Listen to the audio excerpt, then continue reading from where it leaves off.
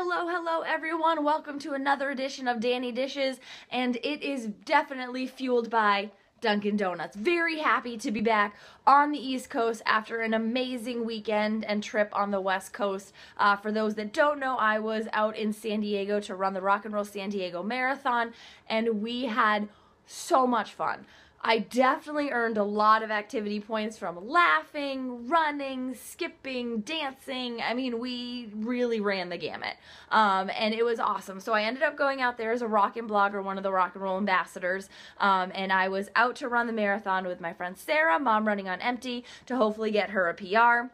And just to really see a ton of my West Coast friends.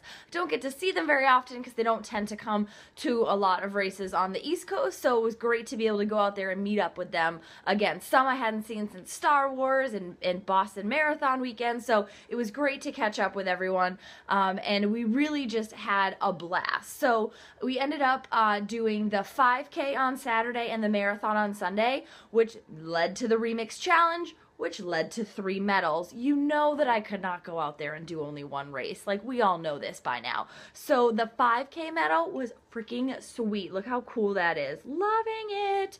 And then the marathon medal, not only is it awesome, but it doubles as a bottle opener. Don't worry.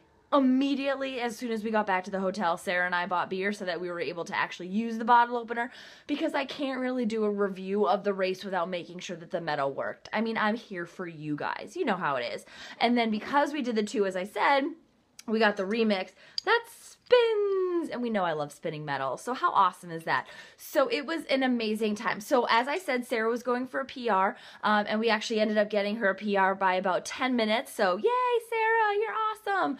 And it was a blast. Lindsay, Sharp Endurance, ran with us for probably about 14 miles as well, and so that's the longest that he and I have run together in terms of like race distances, and it was just so much fun. Tons of pictures, selfies, there was great fan base out there, but nothing along the course beat the We Run Social crew at mile 25. It was so awesome to see friends out there with signs and high fives, and it was, I could like hear my name before I actually saw them because I was just like not paying attention. Shocker.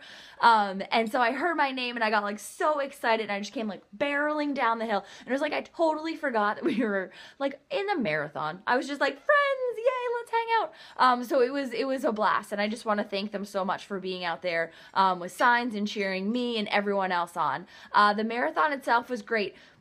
A bit of a hilly course, definitely not as hilly as, say, like Nashville was last year, but there were definitely some hills involved. I'm really proud of how I handled those hills. I felt like the Boston training and my extra spinning and cross training really paid off. I felt really strong throughout the whole race, which was great because that's what I was really looking for, especially when my focus was kind of on Sarah and how her race was going. So it was nice to be able to feel strong in what was going on my side.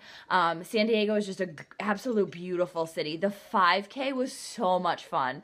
And so it was kind of around the Balboa Park area. And Sarah, her husband, her son Colin, Lindsay, Sharp Endurance, and I all ran the 5K together. So, you know, I made us stop and take pictures at the mile markers and just trying to see other people. And for those that have been following the Harriet, the 92-year-old woman Harriet that ended up becoming the oldest marathoner, totally selfie, stalker-ish kind of way, her right around mile 2, and it was just so inspiring to see her out there. And part of the courses and out and backs, we were able to see her a couple times and some of the other people, and it was great to be able to kind of cheer them on. And I don't know if they really wanted the high fives that I was offering, but I offered them anyway. And so it was a great weekend. It kind of really rejuvenated my soul, and it was nice to see everyone that I don't see very often outside of like the little avatars of Twitter and Facebook and whatnot. So it was a good time for the soul, but then I came home after quite a few hours of delays, and now it's back to the real world. And unfortunately, some of those like post-race blues are settling in, but don't worry, you know I have something else around the corner. So no more marathons until Savannah in November, where I'm hoping to go for a PR. So we'll kind of start dealing with that training soon-ish. We'll see. And then right now I have 5K this weekend, Freedom Run with the lovely, lovely Slum Brew Happy Souls. And then my first try of the season is June 12th. So what we're going to go do now is maybe take the bike outside.